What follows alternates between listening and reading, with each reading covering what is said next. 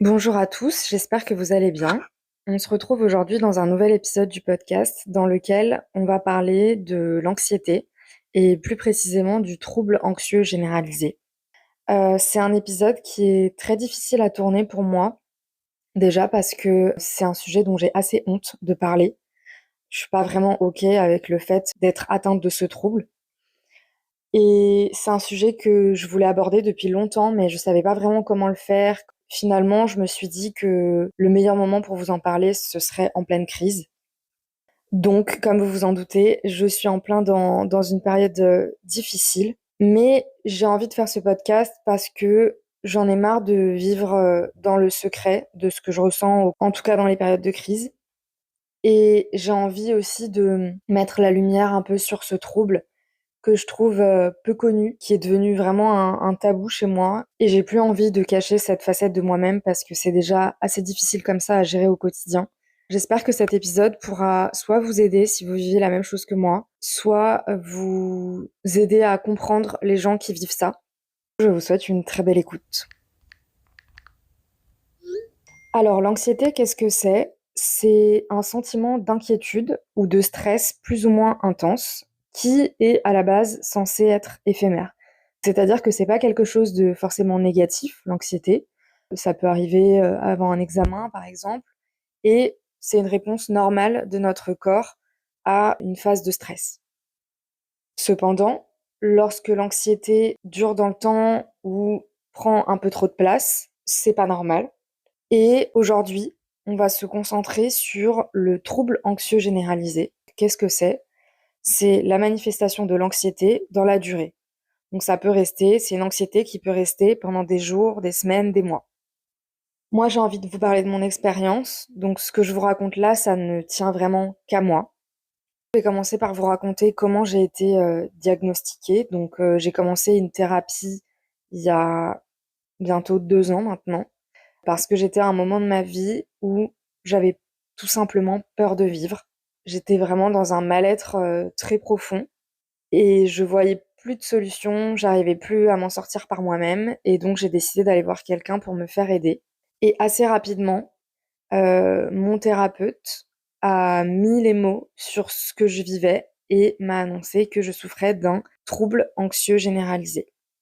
Il faut savoir que dans ce trouble anxieux, moi, je focalise énormément sur des choses parce qu'en fait, mon anxiété, elle est tellement forte que si mon cerveau, il se laissait être anxieux sur tous les sujets, ce serait invivable. Donc, il cristallise l'anxiété sur des choses en particulier, dont je vais vous parler après, pour éviter que l'anxiété prenne toute la place dans tous les domaines de ma vie.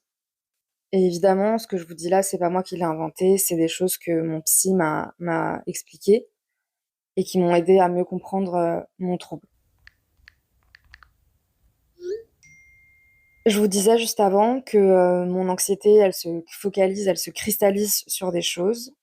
Au début, c'était l'hémétophobie et ça fera l'objet d'un autre podcast. Mais en gros, c'est la peur de vomir, enfin la phobie du vomi.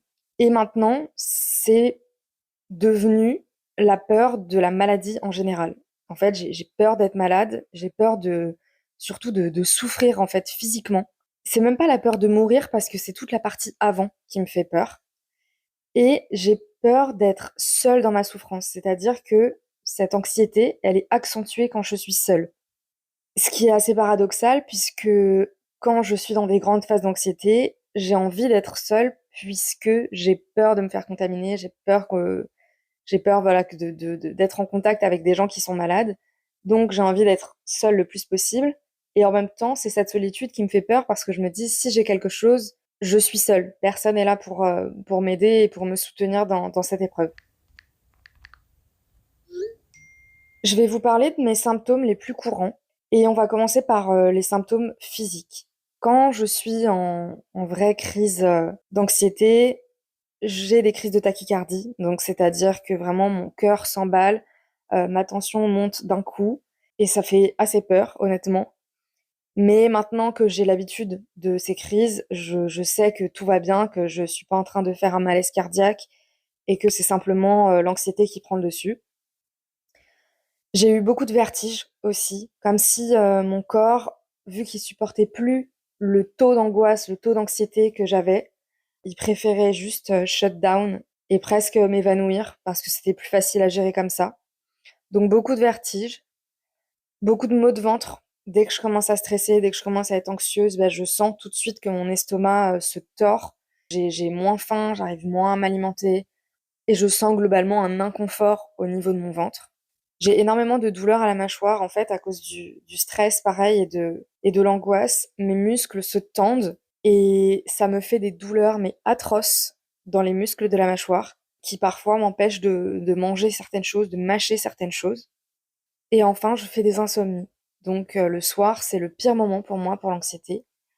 Je pense à tout, je ressasse énormément de choses et évidemment, mon cerveau ne veut pas s'éteindre et j'ai énormément de mal à m'endormir, même quand je suis épuisée, même quand j'ai fait du sport, même quand j'ai bien marché dans la journée. Ça n'a vraiment aucun lien avec ma fatigue physique. Je suis juste dans l'incapacité à m'endormir.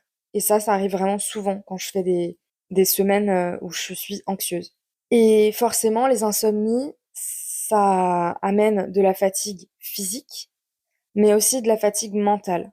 À cause de ces troubles du sommeil, je suis très à fleur de peau, hyper irritable. J'ai l'impression de pas être maître de moi-même, pas être productive. J'ai des baisses de concentration. J'arrive pas vraiment à rester focus sur quelque chose pendant une longue durée. Ce manque de sommeil-là, j'ai l'impression, alors je sais pas si c'est l'anxiété en général ou le manque de sommeil, mais j'ai l'impression quand même que c'est accentué par le manque de sommeil, fait que je vais avoir des pensées hyper excessives. Par exemple, je passe mon temps à être en hypervigilance. Je surveille tout, tout le temps, pour être sûre que tout va bien. Quand je suis avec des gens, je peux pas m'empêcher de, voilà, de vérifier qu'ils vont bien, qu'ils sont pas malades ou même de m'inquiéter pour eux. Ça, c'est des choses qui m'arrivent tout le temps. Je m'inquiète pour mes proches, en fait, alors qu'il y a pas de il y a pas de raison de s'inquiéter, à proprement parler. Mais je peux pas m'empêcher d'être, voilà, dans une vigilance que tout va bien, quoi. Je passe mon temps à avoir peur de choses qui ont peu de chances d'arriver.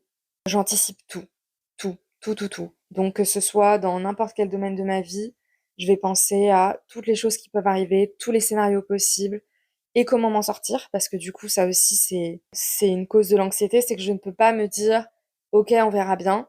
Il faut que j'ai dans ma tête pallier à toutes les éventualités pour me rassurer. Et comme je vous le disais, je fais des obsessions, des fixettes où voilà, pendant un moment, je vais penser qu'à une chose et ça va tourner, tourner, tourner, tourner en boucle dans ma tête. En ce moment, par exemple, c'est la grippe. Donc je sais pas si vous êtes au courant, mais il y a une grosse épidémie de grippe et donc je fais une fixette sur la grippe où j'ai peur de tomber malade. Je suis toute seule, en ce moment et du coup, bah, j'ai très peur d'attraper cette grippe et de souffrir seule. Et je sais, grâce à mon expérience maintenant avec cette anxiété, que cette chose-là, ce n'est qu'un symptôme de l'anxiété et que donc la problématique, c'est pas la grippe, c'est vraiment le fait que en ce moment, je suis particulièrement anxieuse pour des raisons que j'ai tout à fait identifiées. Encore une fois, parce que j'ai l'expérience maintenant, mais ça reste un symptôme qui est hyper désagréable et qui, moi personnellement, me fait honte, quoi. Je vous cache pas que c'est très difficile d'en parler, d'assumer que j'ai ça. Je me sens nulle, quoi. Vraiment, je me sens nulle et c'est dur pour moi de d'avouer que voilà, qu'en ce moment, j'ai peur de tomber malade, alors que la vérité, c'est que probablement, oui, je vais être malade, je vais peut-être être au lit pendant une semaine, mais ça va très bien aller et je vais guérir, quoi. Donc en fait, je suis déjà tombée malade dans ma vie et ça s'est bien passé et l'anxiété fait que je vais forcément imaginer le pire et du coup, je vais tout faire pour éviter cette situation.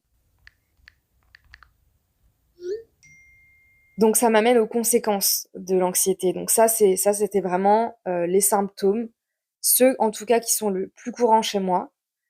C'est pas les seuls symptômes de l'anxiété parce que du coup, je me suis un peu renseignée sur le sujet, j'ai lu. Il y a beaucoup d'autres symptômes comme, les maux de tête, les contractures dans les autres muscles du corps.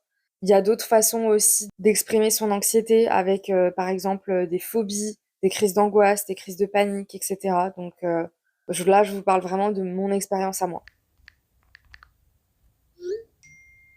Le fait d'avoir, tous ces symptômes, à la fois physiques et mentaux, ça a des conséquences dans ma vie de tous les jours. Des conséquences qui prennent de plus en plus de place, qui sont très désagréables à vivre, dont je vais vous parler. La première conséquence, je dirais que c'est vraiment la procrastination. Vu que je dors pas, je suis fatiguée, mon cerveau, il est occupé à anticiper les pires scénarios, qui pourraient arriver dans ma vie. Du coup, j'ai pas de motivation, j'ai pas d'énergie et je repousse tout plutôt que de me concentrer dans le positif, de préparer des projets et d'avancer. Je suis bloquée dans un présent où mon cerveau imagine des futurs alternatifs dans lesquels il se passe toutes les choses les plus horribles de la planète. Une autre conséquence du trouble anxieux généralisé, c'est l'énorme sentiment de solitude que je peux ressentir parce que je vais m'isoler à la fois physiquement et mentalement. Donc physiquement, comment ça se passe? En fait, je vais éviter et fuir les situations qui me font peur. Donc, quand je suis dans des phases d'anxiété extrême, j'ai tendance tout simplement à m'enfermer parce que je ne veux pas affronter les situations qui me font peur. Ça m'amène à m'isoler et dans ces périodes-là, vraiment, j'ai envie de voir le moins de personnes possible. Et ça m'isole aussi mentalement parce qu'en fait, vu que j'ai du mal à en parler, j'ai l'impression qu'on va me juger ou ne pas me comprendre. Parce que même moi, des fois, j'ai du mal à me comprendre et à accepter cet état que je vis. Et du mal aussi à me dire que je peux me mettre dans des états pareils pour des choses qui n'existent pas, en fait. Une autre chose aussi qui m'isole mentalement, c'est que j'ai toujours peur que quand j'en parle, ce soit pas pris au sérieux. J'ai peur qu'on me dise non mais c'est bon, ça va passer, t'as des coups de stress, c'est rien de grave, etc. Mais en fait, si c'est grave parce que ça prend une telle ampleur que ça m'empêche de vivre ma vie, ça m'empêche de faire des choses au quotidien, ça m'empêche de tout simplement d'avoir l'esprit tranquille.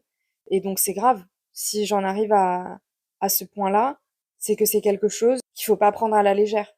Donc en tout cas, j'ai plus envie de prendre à la légère. Et enfin, la dernière conséquence que j'ai de ce trouble anxieux généralisé, c'est vraiment la culpabilité. En fait, je me dis que j'ai tout pour aller bien, j'ai un toit sur la tête, je mange à ma faim, j'ai pas de problème de santé, physique du moins. J'ai une famille, je suis hyper bien entourée, j'ai des amis en or et un mec en or. Et du coup, je me dis que vraiment j'ai tout pour aller bien. Et malgré ça, mon cerveau insiste pour penser toujours à des choses négatives. Et j'ai vraiment l'impression que je suis en train de me gâcher la vie, quoi, de gâcher ma santé aussi, ma santé mentale, et je m'empêche de vivre pour quelque chose qui n'en vaut pas la peine. Et il y a quelque chose que j'ai pas dit, mais le trouble anxieux généralisé, c'est une maladie mentale, c'est une maladie psychique. Et ce que je trouve difficile, c'est que dans les maladies mentales, en tout cas, c'est qu'on a du mal à les valider. Comme ça ne se voit pas, on a l'impression qu'on n'est pas malade. Mais la vérité, c'est que si, c'est que c'est absolument pas ma faute si je suis comme ça. C'est des réactions chimiques qui se passent à l'intérieur de mon cerveau et qui font des engrenages qui vont de pire en pire. Mais c'est pas moi qui ai décidé d'être comme ça. Il y a beaucoup de choses qui peuvent expliquer l'anxiété. Des fois, ça peut être même génétique. Des fois, ça peut être suite à des traumatismes. Et j'aimerais réussir à me libérer de cette culpabilité parce que l'anxiété, c'est déjà difficile à vivre au quotidien. Si en plus je me culpabilise, ben ça n'aide en rien. Et pour terminer sur les conséquences, j'aimerais quand même parler du fait que une des choses très difficiles pour moi, c'est de devoir faire face aux autres. Le regard des autres m'empêche de parler, m'empêche d'extérioriser des choses, m'empêche aussi de faire des fois ce qui est le mieux pour moi. Dans le sens où j'ai peur, par exemple, quand j'ai des phases d'anxiété, je vais annuler des soirées, je vais annuler des sorties, je vais trouver des excuses pour justifier le fait que je ne peux pas faire telle ou telle chose avec mes proches, surtout mes amis. Et forcément, bah, j'ai peur que, au fur et à mesure, à force d'annuler un, deux, trois, quatre sorties, eh ben, les gens n'aient plus envie de m'inviter, les gens ne comprennent pas pourquoi j'ai annulé, les gens pensent que en fait, je leur accorde pas d'attention, que je leur accorde pas le temps qu'ils méritent. Et du coup, bah, c'est compliqué parce que des fois, on est tiraillé entre faire ce qu'il faut pour maintenir les apparences et maintenir les relations et les amitiés, et faire ce qui est le mieux pour nous et qui va nous éviter de passer des semaines et des semaines à stresser après cet événement-là auquel on aura assisté.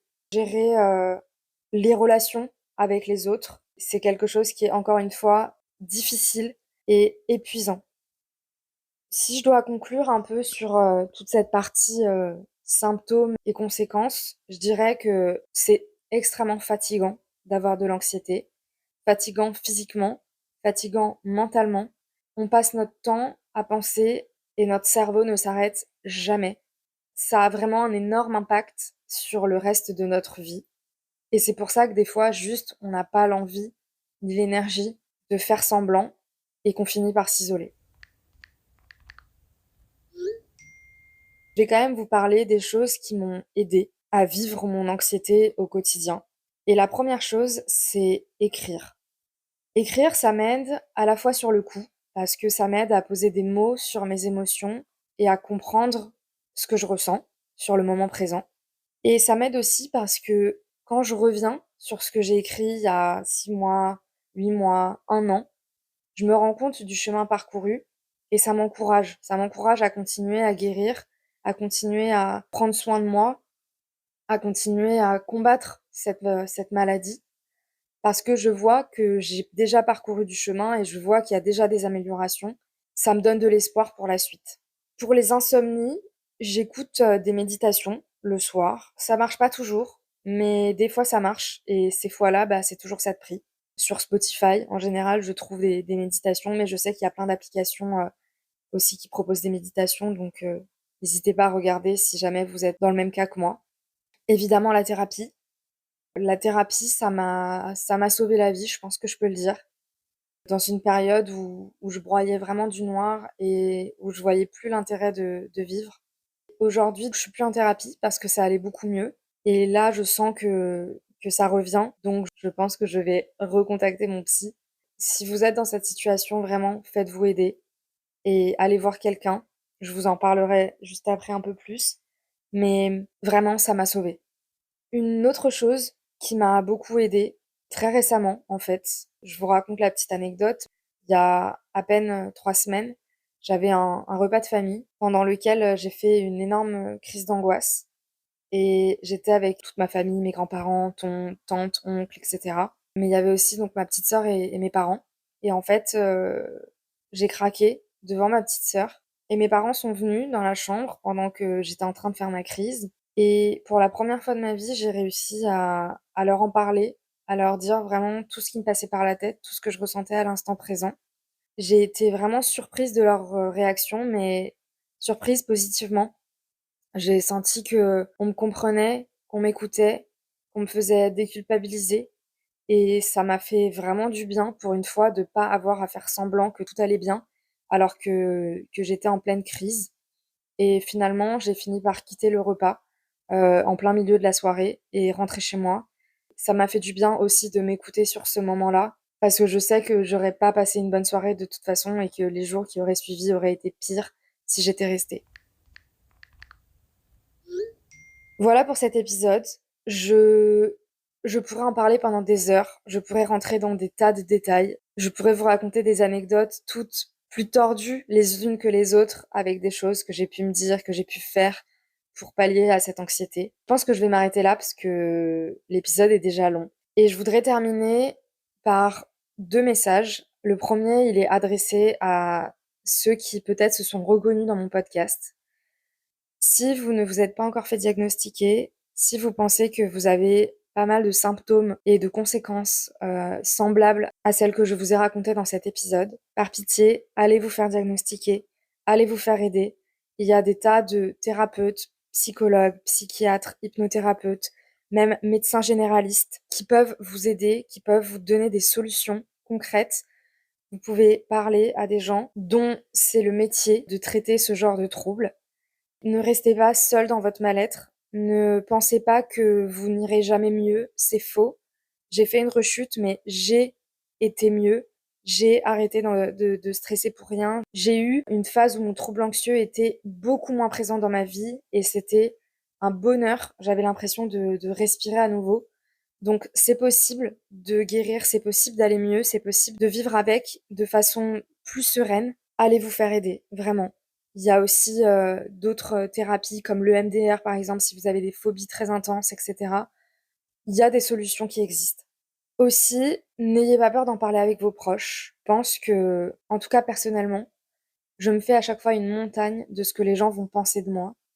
Et finalement, alors je sais que j'ai beaucoup de chance et que je suis très bien entourée et que j'ai des amis extraordinaires et que chaque fois que j'ai réussi à en parler, ne serait-ce que pour raconter 5% de ce que je vivais, j'ai été hyper bien entourée et on m'a reçue avec beaucoup d'empathie. Mais je pense quand même que ça ne vous aide pas de rester tout seul dans votre tête avec ça et ça peut vraiment aider les gens à vous comprendre et à vous pardonner de rater des sorties, de fuir certains événements, si ils comprennent ce qui se passe à l'intérieur de vous quand vous vivez ces moments-là. Mon deuxième et dernier message, ce sera pour les gens qui entourent des personnes qui vivent des troubles anxieux généralisés. J'espère que cet épisode vous aura permis de comprendre un peu plus ce qui peut se passer dans notre tête en boucle quand on vit ce genre de maladie. Et la seule chose que je vous demande, c'est de l'empathie, de l'écoute, de la compréhension et surtout du non-jugement et de le verbaliser. Le fait de s'entendre dire c'est ok, tout le monde a ses peines, tout le monde a ses combats, comme mes parents et ma sœur me l'ont dit il y a 3 semaines, ça m'a énormément soulagée et déculpabilisée, comme je vous le disais. Je m'arrête là. J'espère que cet épisode vous aura plu. N'hésitez pas à me le dire en commentaire ou sur mon compte Instagram, allo avec 2 O, Lola. Je vous souhaite à tous une très belle semaine. Je vous dis à très vite parce qu'il y a plein d'épisodes qui arrivent dans les prochaines semaines sur des sujets très variés. Et j'ai vraiment hâte de vous partager ça et d'avoir tous vos retours. Ciao!